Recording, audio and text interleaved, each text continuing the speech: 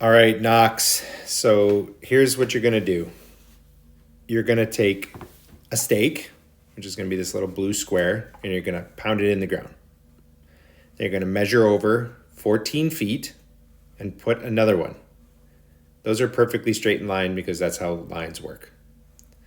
And then you're going to put a string line between those two stakes. Pull it nice and tight. So that's what that red is.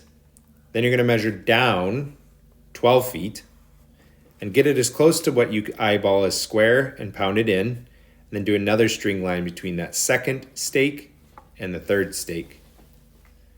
That's what this red line here is. And once you've done that, now you can measure your 3, 4, 5 triangle, which shows that that angle there in the corner is 90 degrees. So you're going to take your tape measure, you're going to put on the outside of stake number 2, and you're going to measure along the string 3 feet, put a black mark on the string with like a marker or something.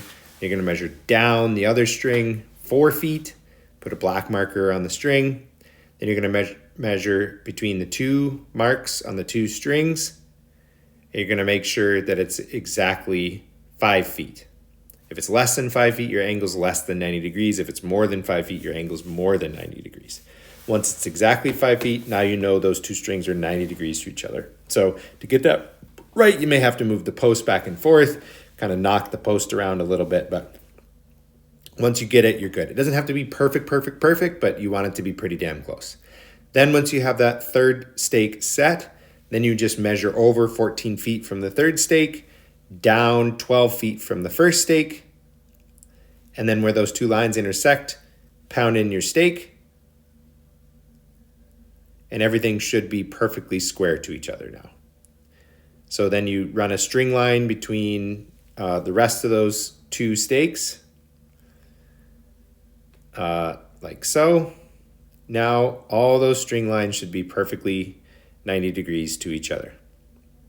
And that's your foundation for building this whole thing. So you really want to take your time, get it right, go slow, redo it 100 times if you have to, but you want it to all be square to start with. Then once you get it all square, those stakes are your reference for when you dig your holes. So that's what I'm going to show you here. Your holes are actually going to be bigger.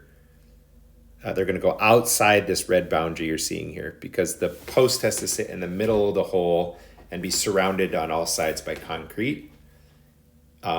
So to dig those holes and have that outside edge of the 6x6 still inside that hole and to have concrete be able to go around it, then you're going to have to dig the holes bigger. And I'll draw that here in a second.